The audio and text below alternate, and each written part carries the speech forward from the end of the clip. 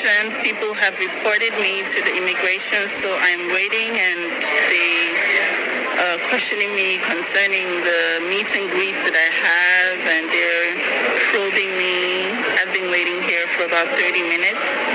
But yeah. Before, I don't understand our people. This girl no be husband snatcher like the other woman when we dey draw her nyash up and down for social media. She is not a husband snatcher. So why be say una no let this girl rest? Why dey disturb? Why calling the immigration for her make she no enter UK? Na wetin una mean? Na get UK. Una no let her enter UK. Just because say Monica no be my fan. I no like Monica for anything because of I no hate her, I no like her. Just because of the way when she take dey do fight and fight all those things. I no like her, I no hate her. Just because say una know say she dey go UK, maybe Monica she must meet with Monica or one thing. I don't understand. Then make una come call the immigration for the poor girl, say the girl dey come UK, make immigration go meet her for airport. They come hold the girl, they control her. You see, thank God she even still make the video. Now therefore still run come out for social media and say, hey, UK immigration don't hold Korra, they not let Korra enter UK. She do the video while the immigration woman was there. She dey talk. My people, I go like make una listen to this video. But before una listen, if you know say you never follow this my channel, abeg help me follow, like and share the video. God bless you all. Make dem leave Korra alone. What? Korra no collect person husband. This man dey meet when they dey young, they meet and they fall in love, they marry. Marriage no good again. The girl still say no be wetin she be plan, no be e come dey happen. E dey like that. At the end of the day, na the girl say no, let me be on my own. So many people dey kpai for marry. All the neighbors say they want to marry, they go kpai. They go kpai because they want to marry. Is that what you people want Korra to go through? Upon all the whole abuse, why be say una wicked?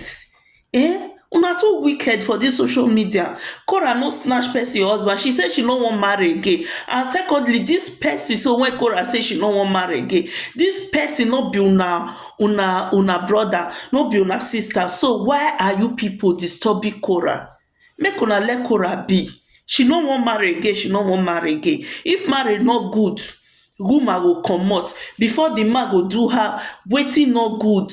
The woman go comot. And Korra na one person wey I still dey respect for this social media. She is one woman wey I still dey respect, one strong woman when I be say I dey respect her. After I respect Queen May finish, I still dey respect Korra because many things wey Korra dey do now, none of una be believe am say Korra go fit do wetin she dey do without her oyibo. Now make the oyibo dey very bitter, say this woman leave me, God come dey bless her. Still una no wan let Korra be. Abeg my people, make una let Korra be. She no collect anything for her hand. She no snatch person husband. She no get wetin she do. So why una come say una no let the girl be? Haters everywhere. Make una respect una self. It's too much. My people, I would like make una watch this video. Make una listen to how the immigration take talk to her and whatever. So many things when the immigration talk. I'll come back. But yeah, just touched down in the UK, talking with immigrations concerning what I'm here for. Hopefully everything goes smoothly and I get to see you guys. Today, I'll see you tomorrow. What the concern was. My people, listen to the immigration. Now they talk for the background. So that's, yeah. So I had to ring the restaurant, obviously to confirm what I've done. So I didn't mention any names. I don't know who I was. So that's fine. It won't affect you. But yeah, just to let you know, someone's given a phone call into... Una hear am my pipu, just to let you know someone give us information that you are here. Like say the girl na she dey carry white.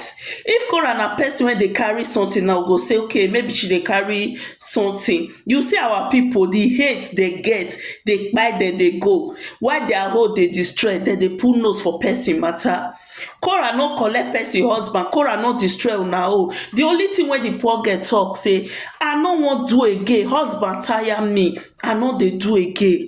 Before I go come kpai all the name of say I marry husband, and na normal thing for everybody wey dem dey do.